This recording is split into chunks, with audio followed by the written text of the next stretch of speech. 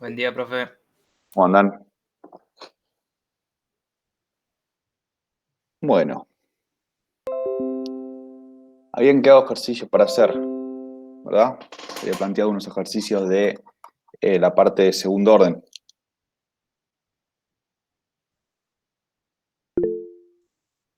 ¿Lo hicieron?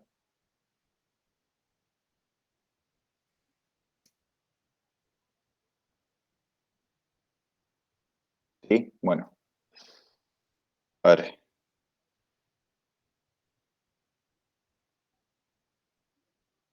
La clase pasada habíamos visto que en función de z del coeficiente de amortiguamiento relativo que tenemos eh, en un sistema de segundo orden, a partir de ese valor, o en función de ese valor, mejor dicho, lo que sucede es que tenemos varias posibilidades para obtener una respuesta. ¿Por qué? Porque en primer orden yo sabía que la transferencia K sobre tau S más 1, esa transferencia tiene un solo polo, una sola raíz. Entonces la solución es una sola, es única. Pero en el caso del sistema de segundo orden, la transferencia de segundo orden,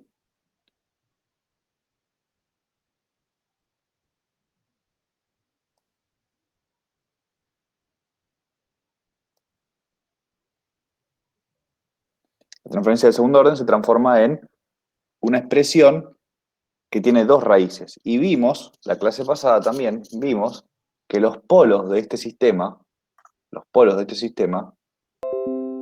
se transforman, si yo esto le saco, porque los polos son las raíces de esto, ¿no? Igualar esto a cero. Los polos de esto se transforman en eh, S1 y S2, vamos a llamarlos así, los dos polos, menos Z, omega n, más menos omega n por la raíz de z cuadrado menos 1. Entonces, como estas dos raíces, esto, ¿se acuerdan que salía solamente de resolver el menos b más menos, bla, bla, bla, ¿no? Estas dos raíces ahora dependen de este z cuadrado, porque en función de ese z cuadrado, esa raíz me va a quedar positiva, negativa, imaginaria, ¿no? ¿Se acuerdan de eso?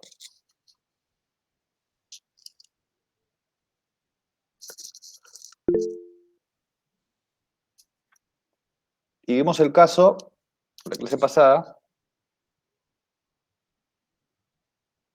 No, no, de lo que tienen que entregar. Creo que eran el ejercicio, no me acuerdo, 3, 4, 5 de la guía. Eran de ejercicio acá de la guía. Va, del libro. Eso.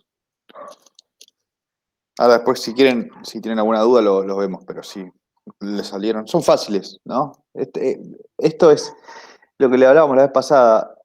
La parte de segundo orden es más lo que ladra que lo que muerde, porque parece es un quilombo, pero en realidad los ejercicios son relativamente sencillos a este nivel, ¿no? Es más por comparación que otra cosa. Entonces,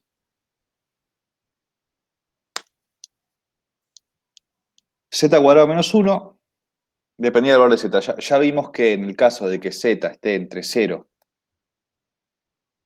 y 1, este era el régimen subamortiguado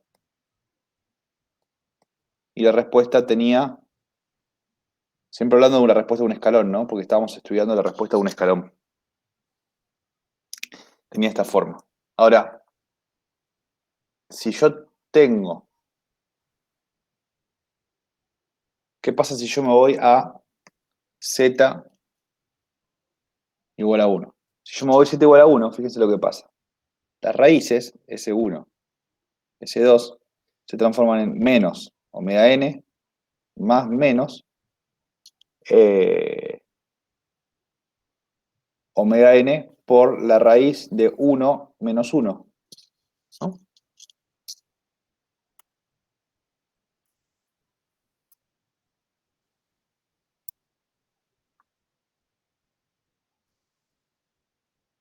Entonces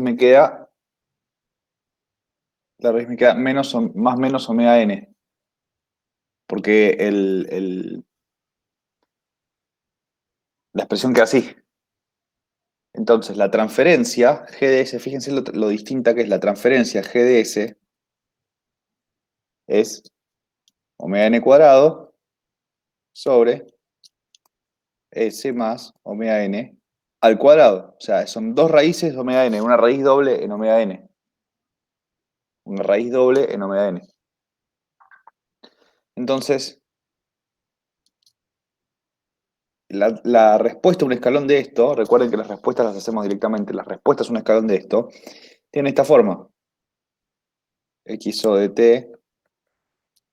Recuerden, esto solamente lo hacemos una vez y solamente para analizarlo.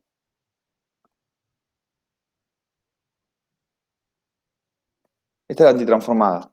1 menos e a la menos omega n t por 1 más omega n t.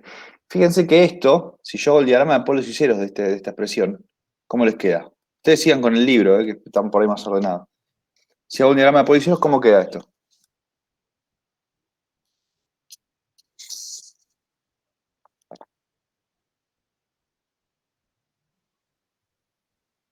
Los escucho. ¿Cómo queda?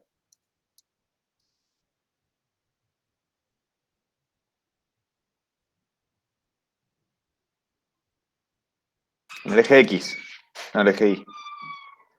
2 sobre el eje real.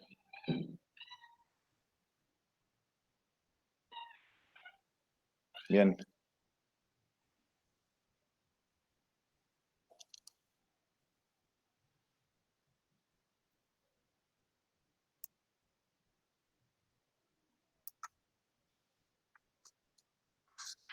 En dos polos en el eje real porque valen los dos iguales, valen los dos menos omega n, ¿verdad? O sea, valen los dos esto es un número. Esto que está acá es un número, es un numerito. No sé, menos 3, menos 4, menos 5. Entonces, los dos polos están los dos puestos en el mismo lugar. Y en este caso, la expresión, ¿sí? En este caso, la expresión, si ustedes grafican esta expresión, fíjense que en realidad es 1 menos una exponencial nada más. Recuerden, esto es un número, esto es un número. O sea, en función del tiempo, ¿no? Pero da números en definitiva. Entonces, esto que está acá da como resultado una exponencial que llega hasta el 1. Lo que ya vimos, 1 menos una exponencial, ¿no? 1 menos una exponencial tiene esa forma. ¿A qué se parece esto?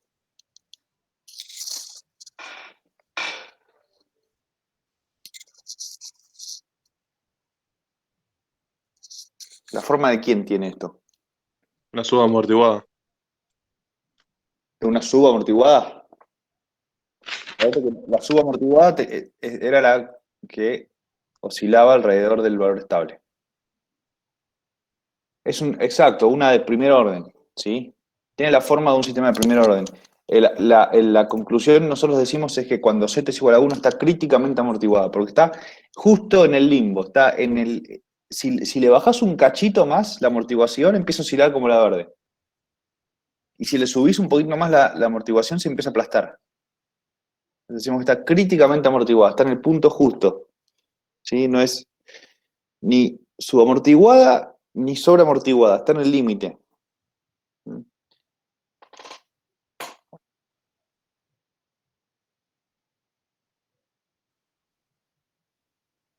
Bien.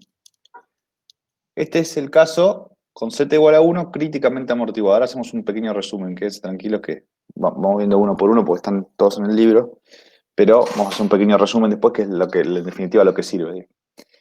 ¿Qué pasa si z es mayor a 1? Si z es mayor a 1 estamos en el régimen sobre amortiguado.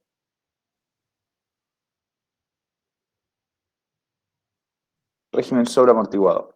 ¿Por qué? Porque ahora las raíces S1, S2 de mi transferencia. Ahora les hago una pregunta. ¿Por qué nos interesan las raíces? ¿Por qué estamos haciendo todo este análisis de las raíces de la transferencia?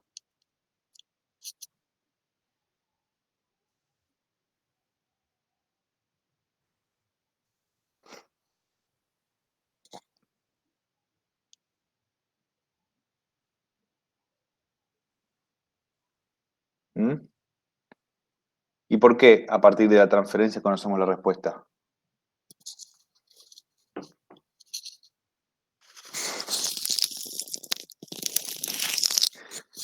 Sí, porque en definitiva los polos de la transferencia terminan definiendo, cuando yo descompongo en fracciones simples, ¿no?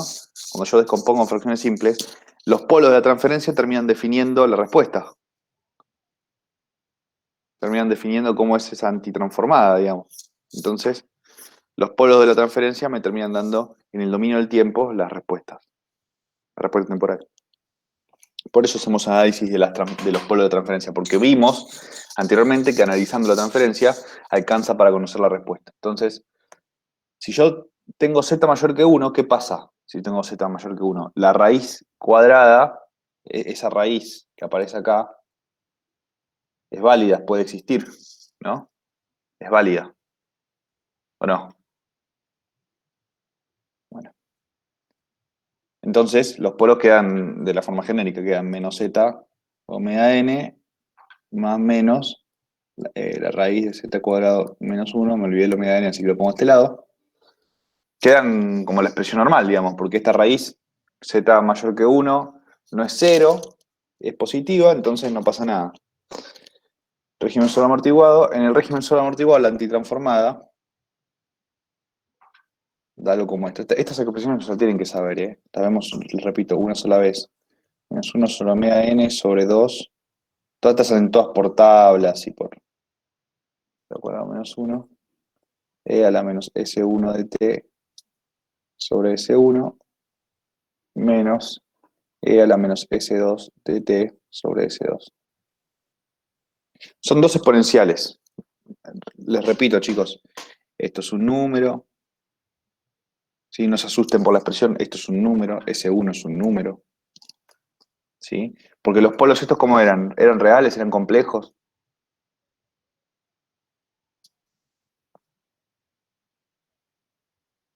En este caso eran reales.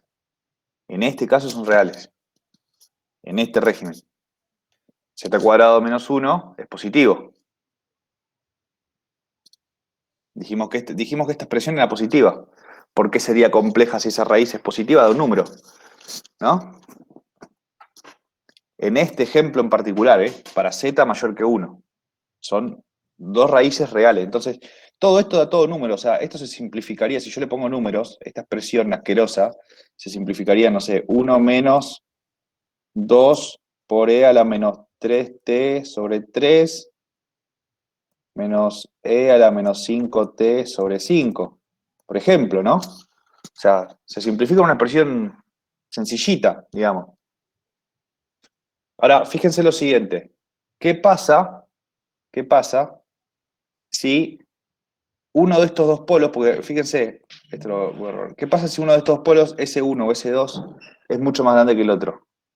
Si S1 es mucho más grande que S2, por ejemplo, o uno de los dos polos es mucho más grande que el otro, claro, si, como está en el denominador, si S2 es mucho más grande que S1, yo el término de S2 lo puedo despreciar respecto a S1. ¿Sí? Si yo tengo los polos bien separados.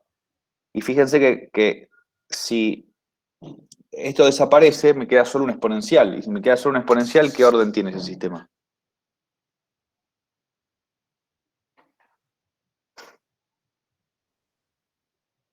Claro, entonces se parece a un sistema de primer orden, digamos. Si yo hago el diagrama de polos y ceros, están los dos polos por acá separaditos, ¿no?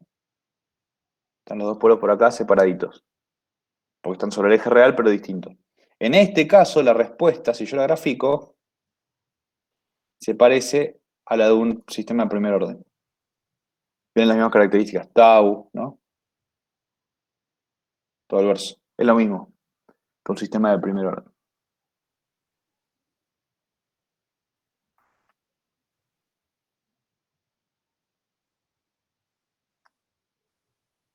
Bien. Y en el caso de que z sea igual a 0, es el más sencillo de todos. Si z es igual a 0, las raíces me quedan S1, S2, me quedan complejas, porque fíjense, me quedan 0 más menos omega n por la raíz de menos 1. Pues z cuadrado da 0. Entonces fíjense que las raíces me quedan más menos j omega por n. ¿No? Está bien eso, ¿no? Bien. Y en este caso la respuesta, la transformada es muy sencilla. La antitransformada, digamos, de la respuesta ante un escalón es 1 menos coseno de omega t. ¿Bien?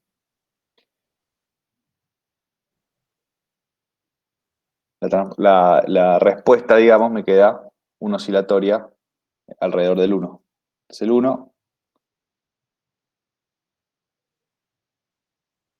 ¿está bien? En ese caso la transformada es la respuesta es oscilatoria. ¿Me sigue más o menos? Sí, hasta acá es un pequeño repaso, digamos, de lo que estuvimos haciendo hasta ahora. Vamos a hacer un resumen de todo esto. Un pequeño resumen. Es algo de lo que ya vimos, digamos. 0, 1. Menores a 0, 0. Entre 0 y 1, 1. Y mayores a 1. ¿Está bien? Entonces dijimos, estamos en... Esto siempre es hablando de z, ¿no? El coeficiente z. Estamos en inestable, porque las exponenciales me quedan positivas. Oscilatorio, subamortiguado, críticamente amortiguado, sobreamortiguado. ¿Está bien? Vamos desde lo menos amortiguado hasta lo más amortiguado.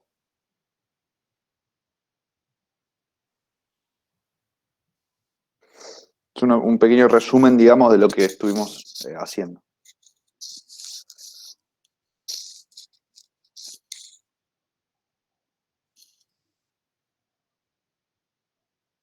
Bien. Ahora, ¿qué pasa? A ver, hagamos un ejemplo donde que ustedes, como los ejercicios que estuvieron haciendo hasta ahora, los de la guía. Por ejemplo, a ver, el ejemplo que está ahí en el libro. G de S es 1 sobre S cuadrado más 10S más 49. Este es el ejercicio, ¿no? Y les dice, eh, todo este análisis que hicimos, ¿para qué sirve? Porque yo puedo identificar un sistema de segundo orden, puedo identificar un sistema de segundo orden, y ya automáticamente llegar a conocer su respuesta sin necesidad de hacer más análisis. Yo, con conocer la transferencia y hacer algún pequeño análisis pequeñito en la transferencia, yo ya puedo saber cómo va a responder ante un escalón, que es lo que vimos hasta ahora. Recuerden, ante un escalón, ¿sí? Entonces, ¿puedo saber cómo va a responder ante un escalón? Simplemente con analizar esto. ¿Por qué? Porque omega n es la raíz de 49. 7. Profe, tengo una Sí, pregunta. diga. En el 9, en el último punto del 9, Sí. WN, la raíz era raíz de un número negativo. ¿Cómo hacíamos? A ver, ahora lo vemos. Para que termine esto A y ver, vemos sí, ese. sí. Omega n raíz de 49 me da 7. Z es 10 sobre 2 por 7, ¿no? 10 que está acá. Esto que está acá es 2z omega n.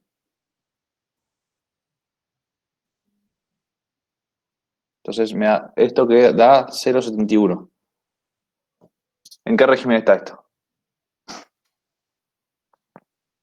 Subamortiguado, ¿no? Subamortiguado. Ya directamente yo ya sé que la respuesta ante un escalón de esta ecuación va a ser algo como esto. Más o menos amortiguado, pero ya sabemos que es algo como esto.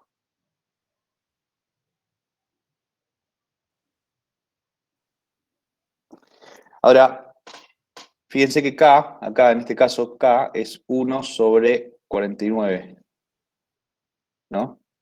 Porque acá arriba el producto K por omega n me da 1. Así que K tiene que ser 1 sobre 49.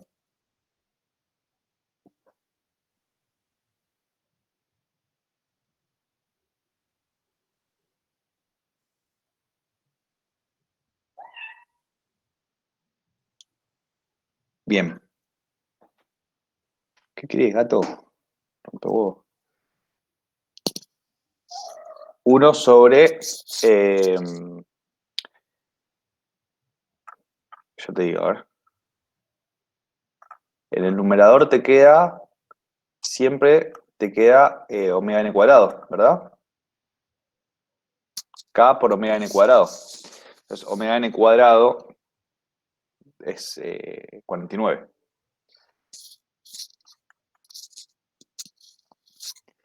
Bien.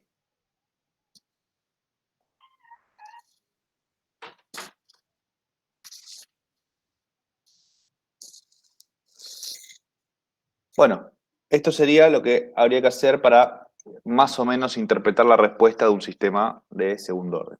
Vamos con el ejercicio que me dijo Tomás, que es el 9 de la guía. ¿Cómo es la expresión? A ver.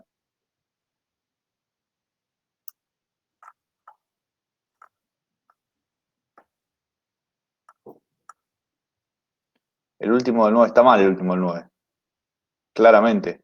No, por eso. Sí, porque Sí. no está el negativo WN. Sí. Lo que pasa es que en realidad no, o sea, no es que sí, te da negativo. Lo que pasa es que es inestable ese ejercicio. Así que el E y el F no lo van a poder resolver. ¿Está bien? Yo, profe, para resolverlo lo consideré positivo. Está Ese bien, está ejemplo. bien. Sí, no pasa nada. Si lo consideras positivo, digamos, cambias el ejercicio, pero practicas un poquito más el tema de la respuesta, no pasa nada. Está perfecto.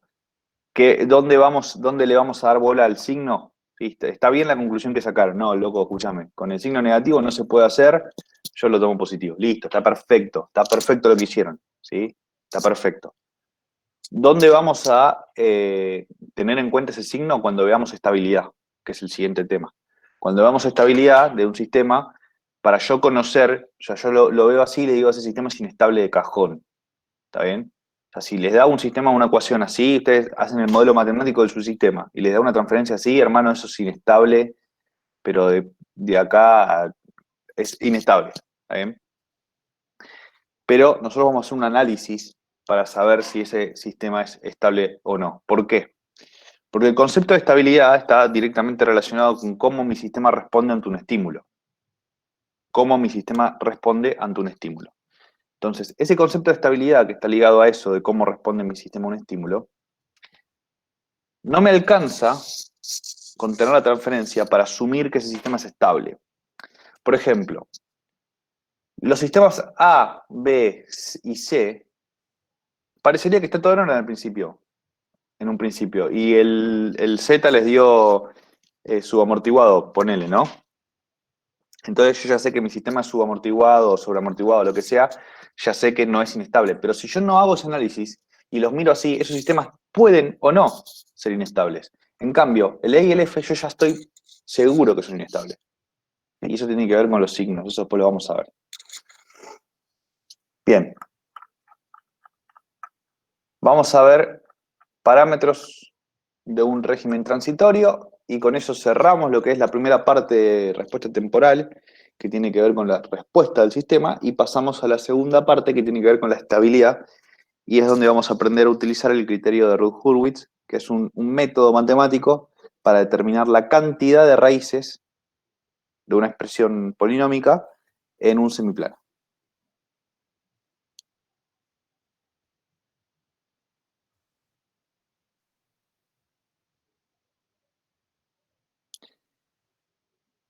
Bien, vamos a hacer lo siguiente. Voy a traerme el gráfico este.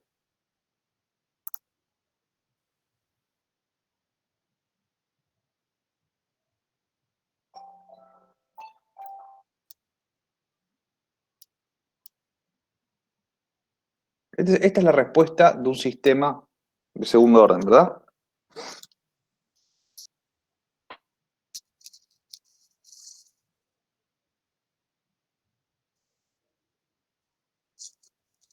Esta es la respuesta a un sistema de segundo orden genérica. Bien.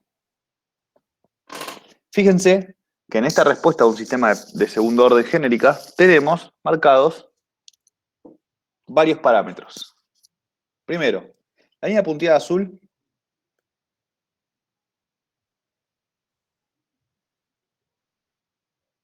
es X o S. ¿Alguno se acuerda que era X o S?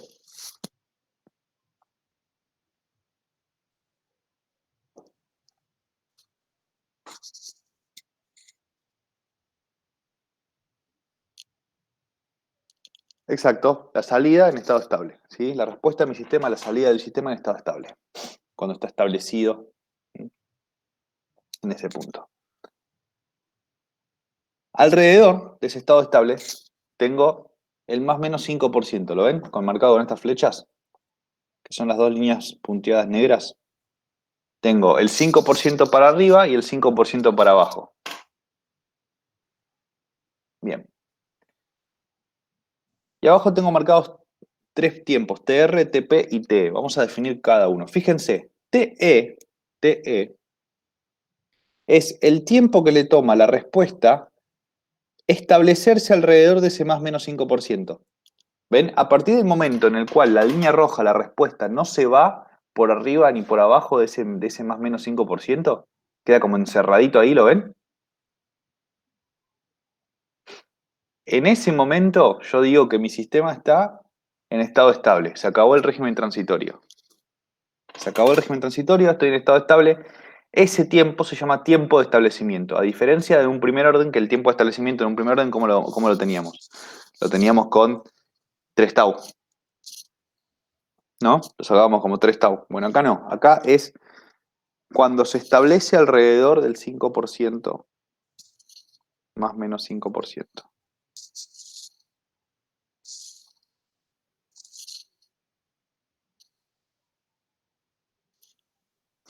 Bien. Eso es el tiempo de establecimiento. Y se calcula como 3 sobre z omega n.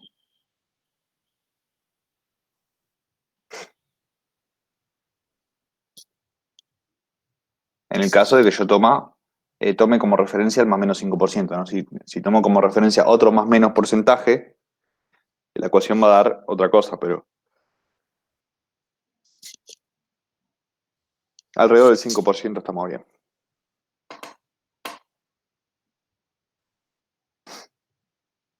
Bien, seguimos. Tiempo de subida, TR. Vamos con el primer tiempo que está acá. Es el tiempo que le toma la señal, desde que empieza a crecer, pasar por primera vez, cruzar por primera vez el estado estable. ¿Lo ven? La primera vez que cruza a la línea azul, pues sabemos que la va a cruzar. La primera vez que lo cruza la línea azul, se define como el tiempo de subida, el tiempo de rising, tiempo de subida.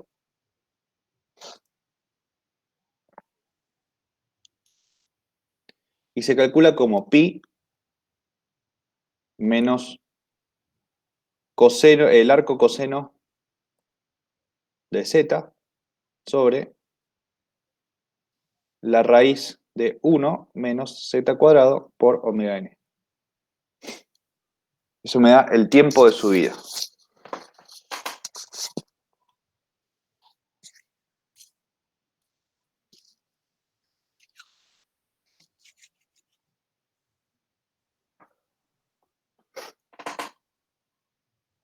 En el caso de que yo esté en el caso sobreamortiguado, pues fíjense que acá estamos hablando siempre de la respuesta de subamortiguado.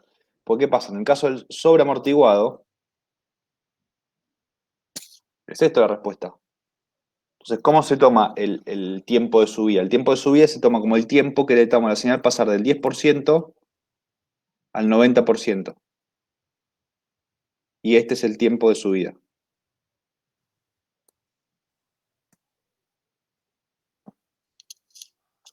¿Está bien? Eso en el caso de que esté sobreamortiguado. Pero se calcula siempre igual, ¿no? Sea lo que sea. No, porque en el caso de... estos cálculos son siempre para el caso subamortiguado. Ah.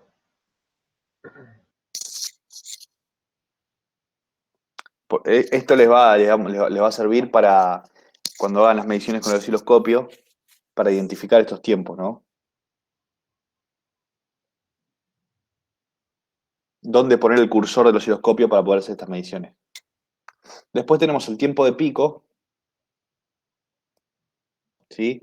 El tiempo de pico es el tiempo que le toma a la señal alcanzar el primer pico, que es el máximo, porque esto se empieza a amortiguar. Entonces, cuando llego al primer pico, eso lo considero TP, tiempo de pico, y se calcula como pi sobre la raíz de 1 menos z cuadrado por omega n.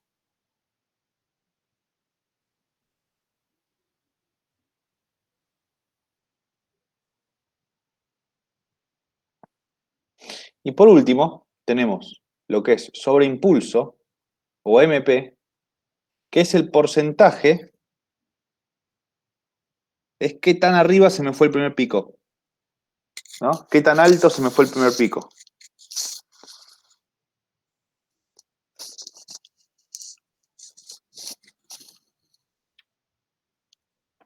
Este porcentaje, este MP, se suele expresar justamente como porcentaje.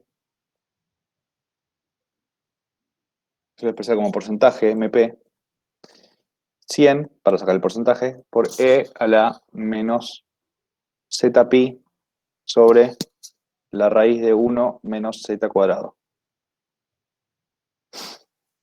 Y ese número me da el porcentaje, 30%, 20%, 15%, lo que sea.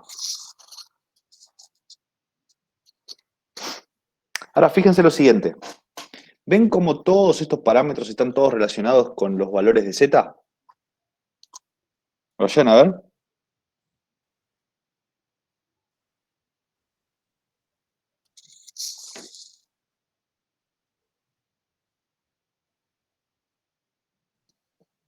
Entonces, particularmente el sobreimpulso, depende solo de z.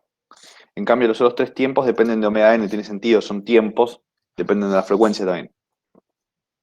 Pero el sobreimpulso depende exclusivamente de z. ¿A qué vamos con todo esto? Yo puedo tener un balance entre sobreimpulso y velocidades y tiempos. Yo puedo obtener seguramente un sistema que tenga todos los tiempos muy chiquitos, es decir, que el transitorio dure muy poco, ¿no? Que el transitorio dure muy poquito. Pero ¿qué va a pasar si el transitorio dura muy poquito? Seguramente el sobreimpulso se me va a la mierda. Entonces es como que está todo relacionado, digamos. Para cuando yo diseño un sistema de control, tengo que tener en cuenta eso. Mi régimen transitorio tiene que existir. ¿Puedo hacerlo muy chiquito? Seguramente lo puedo hacer muy chiquito. Pero el tema es que si lo hago muy chiquito, seguramente otros parámetros se me van a la mierda. Entonces, si de repente necesito un sobreimpulso muy pequeño, no sé, un sobreimpulso muy pequeño, implica que el sistema está muy poco amortiguado. Entonces, perdón, más amortiguado. Si el sobreimpulso yo quiero que sea muy chiquitito, tengo que meterle más amortiguamiento. Pero si le pongo más amortiguamiento, la curva tiende a hacerse una exponencial. Entonces el tiempo de establecimiento se me va a ir a la mierda. Entonces siempre se busca lo que es una solución de compromiso, digamos, entre esas dos cosas. Entre lo que es el tiempo de establecimiento y el sobreimpulso. ¿Se entiende más o menos la idea? ¿Sí? ¿Seguro? Bueno, ¿alguna duda con lo que vimos hoy?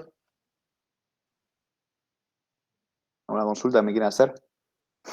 Para redondear este tema, ¿sí? O sea, vamos a liquidar esto a nivel teoría, vamos a resolver los siguientes ejercicios, pues ya lo siguiente es estabilidad y lo vamos a ver todo completo la clase que viene. Pero van a resolver los ejercicios, los anoto. Espera un segundito, ya les digo. 10, 11 y 12. ¿Sí? 10, 11 y 12.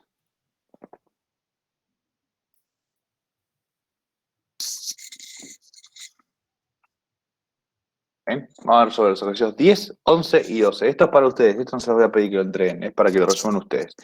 Ejercicios 10, 11 y 12. el tema es el siguiente. Bueno, terminen de resolver esto. Les hago la siguiente consulta. Con proyecto, ¿cómo estamos? ¿Avanzaron con las presentaciones? ¿Avanzaron con las charlas? Profe, ¿te hago una pregunta? Sí, Tema informes, porque nos había dicho algo Kennedy para arreglar, sí. pero ¿cuándo más o menos vamos a tener los informes? Ya para adelantar, digo, para arreglarlo. No sé qué hablaron con Seba, sinceramente. ¿Qué hablaron la semana pasada? No, que estábamos esperando la devolución de los informes, porque nos explicó qué corregir, algo de referencia, Sí. pero teníamos que esperar los informes todavía. No esperen nada, chicos. Ustedes no Seguimos. tienen que- Ah, bueno. Ustedes siguen corrigiendo. Ustedes envíen, o sea, acá quien rige los tiempos de los proyectos son ustedes. Esa es la realidad. ¿Está bien? Los proyectos dependen exclusivamente de ustedes. Si ustedes ven o que no se revisaron los informes, yo la verdad que estoy medio a full con el laburo, con lo cual se me atrasa un poco, pero no quiero que eso implique que ustedes se atrasen. ¿Está bien? Entonces, si ustedes tienen que corregir cosas, corrigen y envían. Corrigen y envían. Yo siempre me voy a tomar como referencia lo último que me entregan. Por eso les dije al grupo, creo que había sido el grupo de Zapata, con el tema de los PCBs, que corrijan las cosas y envíen los PCBs. Porque yo siempre tomo la última versión de lo que ustedes entregan. ¿Está bien? Y las comparo con las versiones anteriores. Yo tengo una carpeta con todos los PCBs que ustedes enviaron, entonces yo siempre tomo el último como referencia. Con el informe pasa lo mismo, yo siempre tomo el último. Si ustedes dentro de 2 meses no me entregaron otra cosa, para mí el último informe que entregaron es el último que tienen, y por ahí está sin corregir. ¿Entienden lo que voy? Entonces, o está incompleto, o le falta la mitad de las cosas. Entonces, salud. Entonces, lo importante es que ustedes siempre entreguen lo último, o sea, vayan avanzando y entreguen siempre lo último para yo tenerlo como referencia. ¿Está bien? No se queden esperando nada. Acá todas las semanas tienen que haber entregas. Todas las semanas tienen que entregar cosas. La realidad es que la mitad de los grupos los lunes no ni siquiera preguntan. Hay grupos que están mal, ustedes saben que el grupo está muy mal, y no preguntan. No tienen dudas, no tienen consultas, no tienen consultas de nada. Recuerden que de todas las materias que ustedes están cursando, la única que van a tener que venir a cursar sí o sí es la del proyecto. Cuando se vuelvan las clases van a tener que venir a presentar lo del proyecto. Después el resto, bueno, sí, las evaluaciones presenciales y que esto, que el otro, pero el proyecto, las 200 horas las tienen que cumplir. Entonces, los lunes necesito que entreguen las cosas. Con respecto a lo que vos dijiste, Tomás, es importante, si yo no les entrego devoluciones, igual avancen, ¿sí? Avancen e insistan, mándenme mensaje, che, ¿pudiste ver el informe? Porque si no se me traspapela todo y se vuelve un quilombo, ¿sí? Entonces, estén atrás, estén pendientes de todo esto. Con respecto a las charlas, el lunes volvemos a tener presentación. ¿Está bien? Los grupos que quieran, presentan. Los que no, no. Pero el lunes está de vuelta el horario disponible con los mismos horarios que el lunes pasado para que ustedes presenten las charlas. ¿Está? Dale, Bien. profe. Listo. Los ejercicios son para ustedes. Esto que les dije yo ahora son para ustedes. Háganlos, complétenlos. ¿Sí? No hay problema.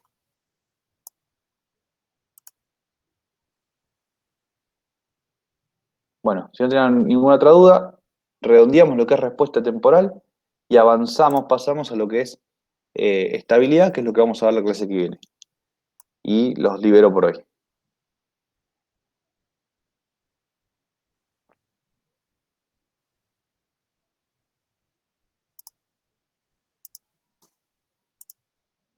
¿Listo? Bueno, chicos,